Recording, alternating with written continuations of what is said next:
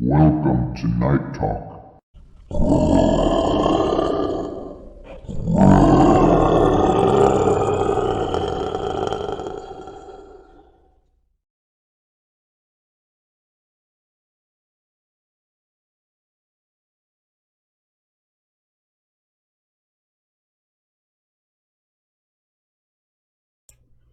Hi, everybody.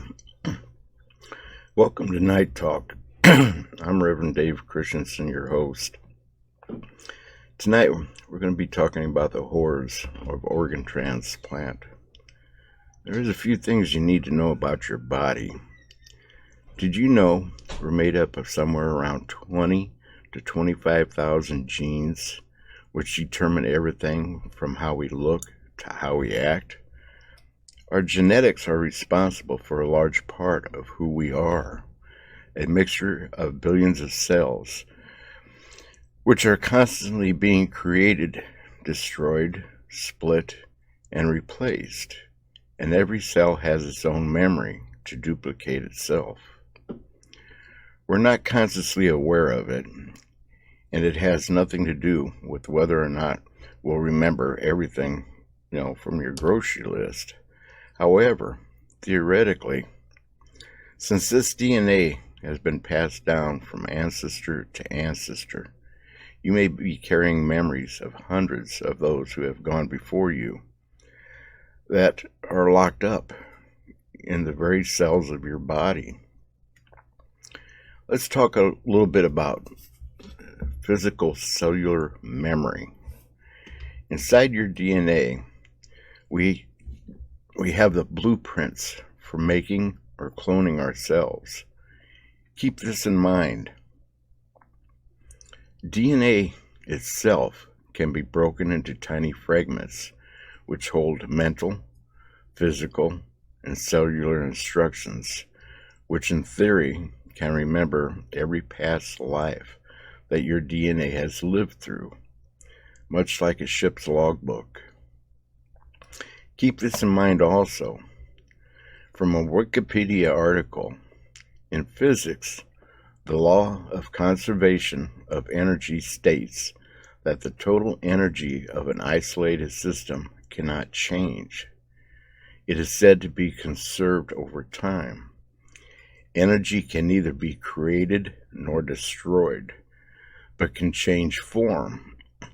For instance, chemical energy can be converted to kinetic energy. The same goes for your body's energy or spirit. It cannot be destroyed, but it can be transported from one body to another, like in reincarnation or spirit possession. Our cells constantly update with information as we go through life, and this can change our DNA or simply be absorbed as part of our genetic heritage to program onto our offspring. There is no way to improve this memory or change it. It is built into our DNA. It just is. The constant change of cells does not interrupt this process because the cells which are replicated are exact clones of the originals. The exception for this is cancer and anomalous cells, which the body automatically tries to destroy to prevent the process of being interrupted or damaged. Every 7 years, our body reproduces all the cells in us. All types of cells renew at different rates. But as you sit here right now, you don't have any of the same cells in your body that you had 7 years ago or more. While this memory itself cannot be seen or pinpointed, the fact that these cells still repeat their process over and over without interruption, even when the cells are new, shows that cellular memory does exist.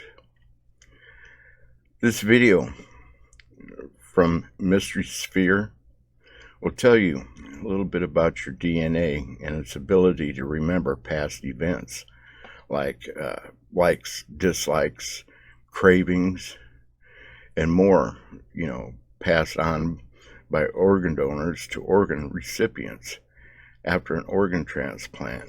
I'm going to play that video for you now. It's called Cellular Memory, Personality Changes After Organ Transplant from Mystery Sphere.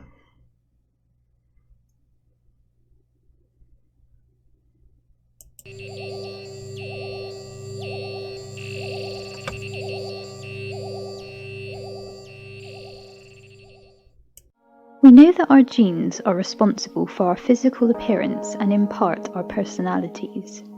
But is it possible that we get more than this passed down to us from our ancestors?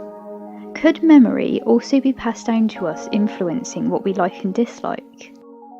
It would make some evolutionary sense for memory, especially of traumatic events, to be passed down to us to enhance our survival rates. Epigenetics is the study of heritable changes within gene function.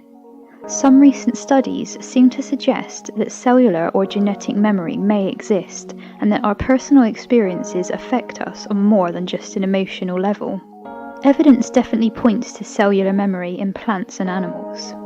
Mice who were repeatedly given electric shocks when they were exposed to the smell of cherry blossom produced offspring that activated the stress response to the smell of cherry blossom without getting the electric shock. The offspring even had more neuron receptors in their brains for the smell of cherry blossom. Monarch butterflies also seem to have genetic memory, as every winter they travel 2,500 miles from Canada to Mexico. In spring, the return journey takes 3 generations worth of butterflies to complete, so no butterfly has ever made the entire return journey back to Canada, but they somehow know where to go. Some birds have the exact same instinct if they get separated from their flock. In 2015, a study conducted at Mount Sinai Hospital in New York found certain genetic markers in the DNA of Jewish people who were held in concentration camps or witnessed torture. They saw these same tags in the children of the survivors, and they were also much more prone to anxiety disorders and PTSD compared with the control group of Jewish people who lived outside of Europe during the Second World War. Another study on children who had witnessed violence and trauma during early childhood also showed much shorter stretches of DNA called telomeres. Shorter telomeres have been associated with higher rates of heart disease, diabetes, and mental illness. So with this in mind, it seems possible that experiences impact our DNA and genetics, which in turn make up the cells of our internal organs. With this in mind, could these theories explain why some people who have had organ transplants suddenly take on tastes, talents, or personality traits of the organ donor? Are they picking up on the person's cellular memory, or is this something else? For some reason, the most commonly reported example of this is the person having sudden cravings for what turned out to be the organ donor's favourite food. Others, however, have reported more than this. Cheryl Johnson from Preston, England, claims that after her kidney transplant she developed a taste in classic literature like Jane Austen and Dostoevsky, something she did not have before. She strongly believes this must be due to the transplant. After a heart and lung transplant, Claire Sylvia from New England developed a constant craving for McDonald's chicken nuggets and kept getting a recurring dream about a young man who she called Tim L. She later discovered that her organ donor was a young man named Timothy Limerande, and he died in a motorbike accident travelling home from McDonald's where he was buying his favourite food, chicken nuggets. After having a heart transplant, Bill Wall was driving along one day when a song by the artist Sade started playing on the radio. He had never heard the song before, but immediately felt very sad and was reduced to tears. He also developed a keen interest in outdoor activities like cycling and kayaking. He discovered that his organ donor was a stuntman who loved listening to Sade. There's another peculiar aspect to this. In a 2009 study, Professor Bruce Hood, a cognitive neuroscientist at the University of Bristol in England, told a group of students to imagine they needed an organ transplant. They were then given a photograph and brief description of a list of potential donors. People overwhelmingly chose the people with desirable personalities and were horrified, for example, at the thought of being given the heart of a mass murderer. This seems to suggest that people unknowingly feel that they will be receiving more than just a new heart or kidney. So do you think that it's possible that more than just cells are passed down through DNA? How much of our personality and tastes come down to nature and how much from nurture? Do you believe that we have the power to override our DNA, or is our personality predetermined by our genes? Let me know what you think in the comment section below. I hope you've enjoyed this video, and I'd just like to say thank you to all our new subscribers. Please feel free to suggest any topics you'd like to hear about in future videos in the comments section, or you can connect with us on the Mystery Sphere Facebook page or on Twitter. So thank you again, and see you in the next Mystery Sphere video.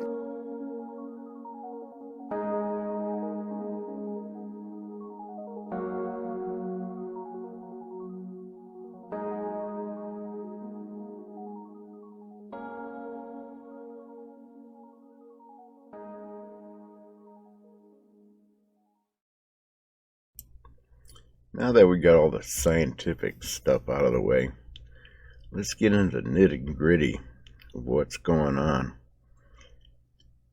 When organ transplants, you're running a risk. You're going to live. I mean, don't get me wrong, that's great, but there's a possibility that the transplanted organ can change you. I'm going to play you a quick video right now called Memory Transplant, the Cellular Memory Phenomena. This is really bizarre stuff. An organ transplant may be the greatest gift, that of life itself. However, a few may get more than they bargained for. Is it possible that a transplanted organ could bring with it the memories of its donor? Evidence is mounting for the existence of memory at the level of a single cell. These are the bizarre case studies of the recipients of transplanted organs.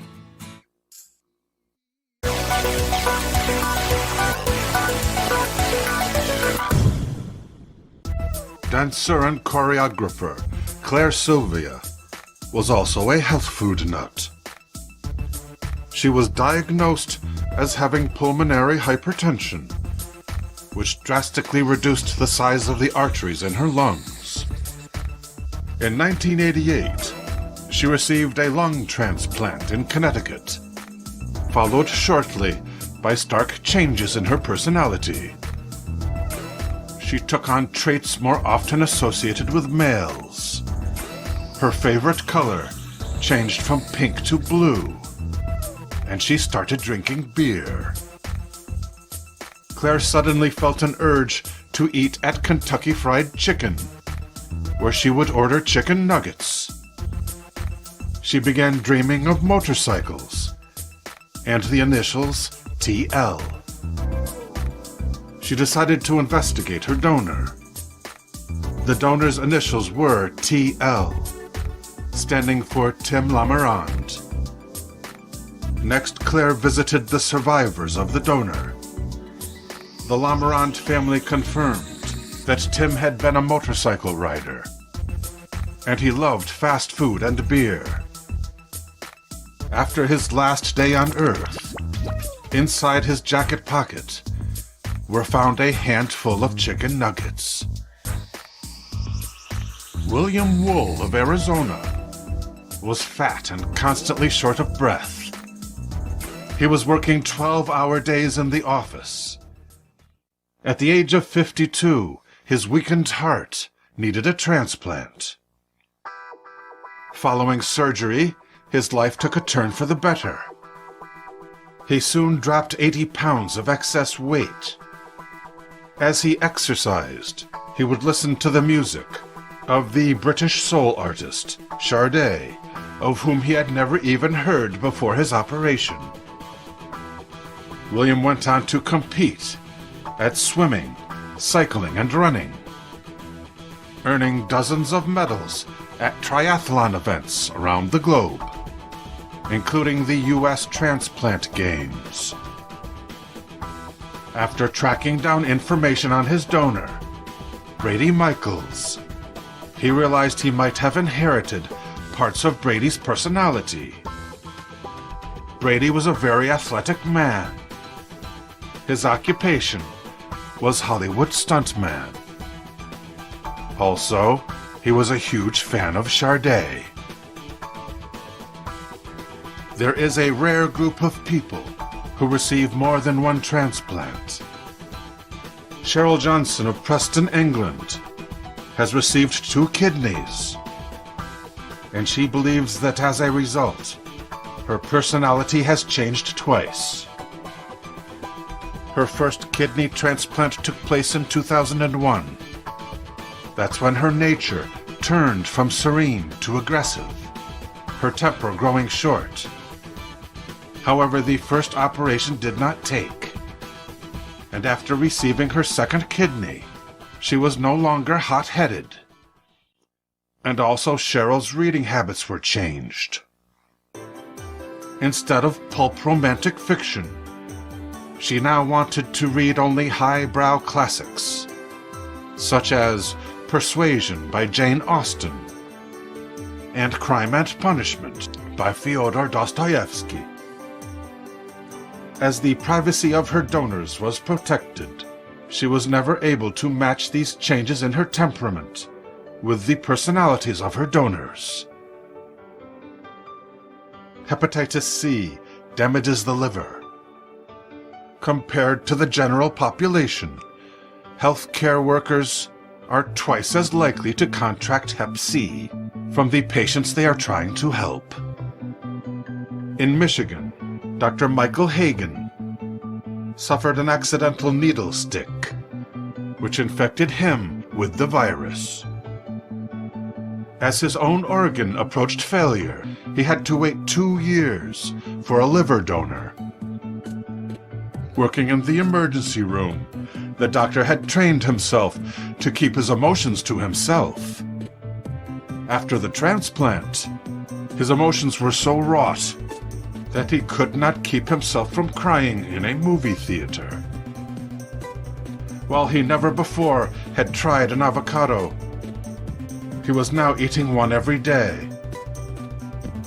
He also now had a continuous craving for blueberry yogurt. Dr. Hagen's donor was Shamika Bliss. After reaching out to her family, he learned that she loved to eat avocados, as well as blueberry yogurt. Her father expressed his thanks that his daughter's spirit had by some miracle survived. "You will be in our prayers," he told Hagen. The doctor was also told by Mr. Bliss that Shamika was quite fond of crying at the movies. See your reflection in each and every one, in each and every one, all directions at once, all directions at once, at once. Well, I was born on the wrong side of the tracks. I got up and I never looked back. I love my family, I love my enemies, I love the monster that's standing right in front of me. I turned around, I was stabbed in the back. Blood runs thicker than water, that's a fact. I love my family, I love my enemies, I love the chaos that's burning deep inside of me. Expand your horizons in all directions at once. See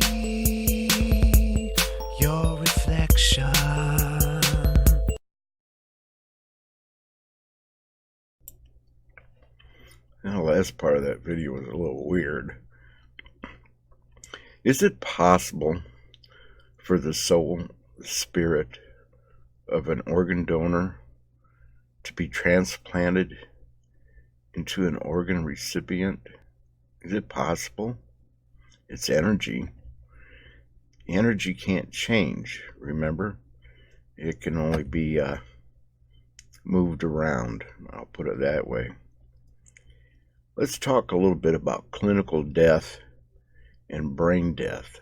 Okay, they're two different things, but there's been a few changes made over the years. In the old days, before 1967, when someone died, it was called clinical death because the heart stopped beating and the person quit breathing. In 1968, the rules were changed. Clinical death was now replaced with a brain death.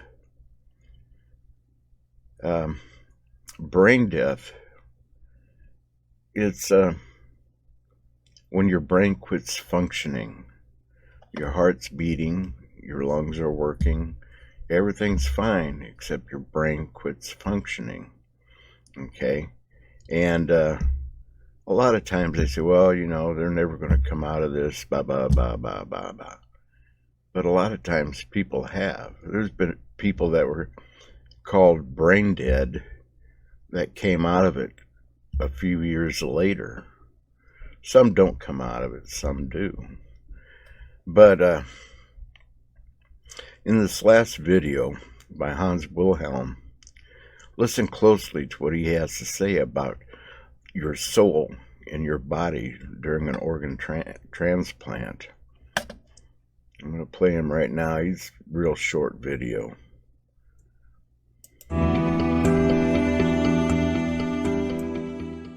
Hi, I'm Hans Wilhelm, and in this video, in the Life Explained series, I would like to talk about what can happen to our soul at the moment of an organ transplant operation. Let's take a look what actually takes place at the moment of death. With the last breath, the soul slowly separates from the physical body. This can take minutes, hours, and in rare cases even days. Finally, the information cord there, or the silver cord that connects the soul with the body, is cut, and the soul is free to go and free from the earthly body. The medical term for cessation of blood circulation and breathing is called clinical death. Traditionally, this has always been the standard definition. But this definition of death totally changed the moment Dr. Christiaan Barnard performed the first heart transplant at Groote Hospital in Cape Town, South Africa, in 1967. That was a major embarrassment for the American and European medical establishment. They had to catch up quickly. And they knew that to perform an organ transplant, one needs a donor body with functioning respiration and heartbeat. So they quickly called in an ad hoc meeting at Harvard Medical School and decided that from now on, the new legal standard for death for the legal and medical community would be brain death. From that moment on, patients classified as brain dead could all have their organs removed for organ donation, irrespectively if they are still breathing or their hearts are still beating. That was in the year 1968. Since then, many other countries have followed the American ruling. But when a brain stops functioning, this person is not necessarily dead. Many of you have seen neurosurgeon Dr. Eben Alexander on various TV talk shows. He wrote the book Proof of Heaven. His brain shut down completely as a result of a rare illness. He lay in coma for 7 days and then returned. So if the stopping of brain function is not death, then let's look at what happens to a patient who suddenly is declared as dead according to this new definition. The moment his brain no longer is active and his body is now available for organ harvesting. But remember, the soul does not need a brain to function. It is still totally and fully connected to the body, which still breathes and has a heartbeat. The soul now witnesses and experiences via the information cord or the silver cord the terrible and brutal ripping open of the body and cutting out of organs. This is an unimaginable and painful experience, and there is nothing the soul can do about it.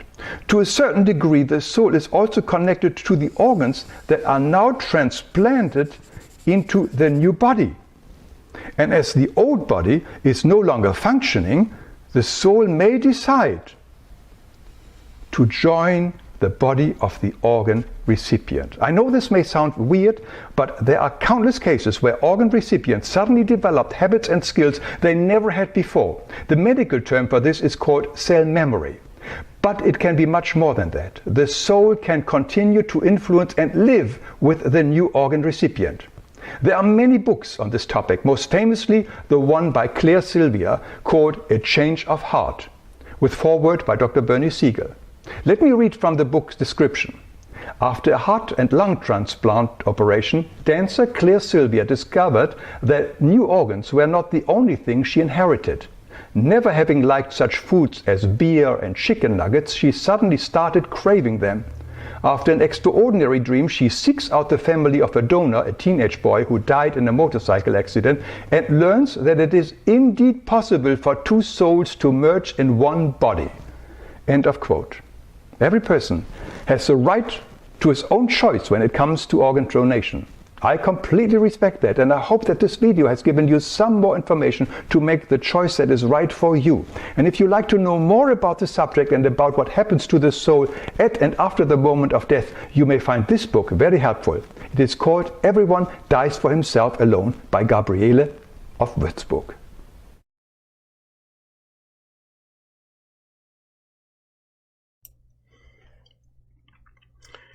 Is organ transplant just that? Or is it much more? Is it transplanting the spirit of the organ donor into the body of the organ recipient? Is that possible? Like I said earlier, in physics, the law of conservation of energy states that the total energy of an isolated system cannot change. It is said to be conserved over time. Energy can neither be created nor destroyed, but can change form. Let me know what you think in the comments. Our next feed, Thursday, June 18th, at 8:15 p.m. Central Time, is going to be about the top 10 haunted objects in the world. Some of the haunted items I will tell you about their stories. And, one of them, I'm going to tell you the true story behind the Annabelle doll, along with the chairs of Belcourt Castle and the haunted wedding dress. And there's going to be a few more. Then on the 25th, the feed will be about shadow people. The shadowy spiritual beings have long been a staple of folklore. Stories of these supernatural entities have spanned centuries in many cultures. But are these shadow people a physical embodiment of evil from a world beyond? Or simply a story we tell to cope with the darkness that lives within us all? You'll find out. Join me on the 25th and learn the brief history of the shadow people by Dr. Michael Goland as he explores the origin of the other side. So, hopefully you will join me for the next feed, and I'll talk at you all later. You all have a good night. You're gonna come back and see us, aren't you? You better be. We need you. We gotta have you. We depend on you. Come on back and see us. Come find me.